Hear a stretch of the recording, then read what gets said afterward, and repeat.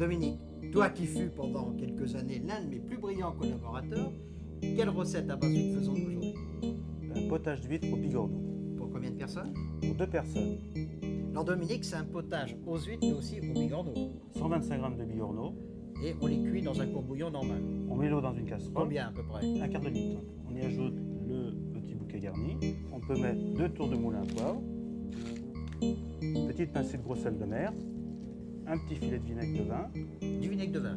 Alors là, il y a l'ébullition. Les bigorneaux, on n'a pas besoin de les laver. Il est préférable de les laver un petit peu avant dans un petit peu d'eau légèrement citronnée ou également un peu de vinaigre. Je les jette dans l'eau. On les cuit 10 minutes comme ça, à frémissement, Ensuite, on les laisse refroidir dans la cuisson et on les décortique. quand ils ont bien refroidi dans la cuisson. Pour un potage aux huîtres, bien sûr, on utilise des huîtres. Je préfère les creuses qui ont un petit goût noisette et iodé. Et on en prend combien? 5 par personne, plutôt charnues que laiteuses. On ouvre les huîtres, on les retire de la coquille, mais surtout, il faut récupérer le jus. Et on prend soin de le filtrer dans une petite passoire. Donc on peut mettre les huîtres au réfrigérateur et on ne conserve que le jus. Alors maintenant, tu fais la base du potage.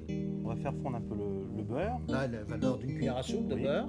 Le beurre commence à mousser. Donc on le mélange bien. Ensuite, on met les légumes. Un blanc de poireau, Un blanc de poireau, un petit blanc de poireau. donc émincé finement, Une petite carotte.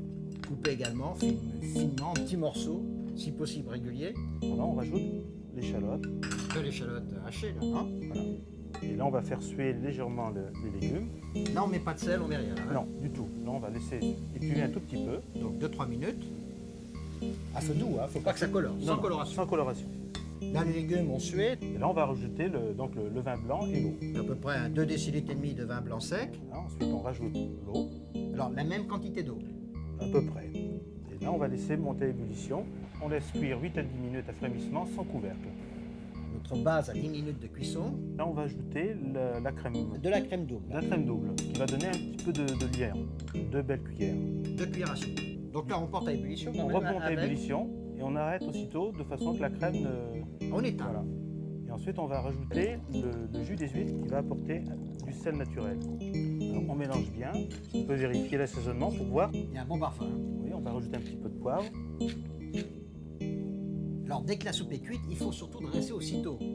Oui, l'intérêt, c'est de servir le bouillon le plus chaud possible, de façon que le bouillon saisisse les huîtres. Alors, on a décortiqué donc les bigorneaux. Les bigorneaux, ensuite, on va les plonger dans, Alors, on dans les la soupe plonge directement. pour les remettre en température. Alors, surtout, il ne faut pas les faire bouillir avec la soupe. Non, parce que plus on va les faire bouillir, plus on va les durcir. Alors, les huîtres, on les met crues, hein, comme ça. Cru. Alors on les met sur une assiette chaude, l'assiette Oui. bien chaude. Le but, c'est de ne pas trop cuire les huîtres. Plus on va les cuire, plus elles vont se rétrécir. Et on va... Durcir, caoutchouteuse. Tout à Hein. fait. Ensuite, on va verser donc le potage bien chaud dessus. Et ça va saisir les huîtres. Donc, on les lave, on recouvre. On les recouvre bien.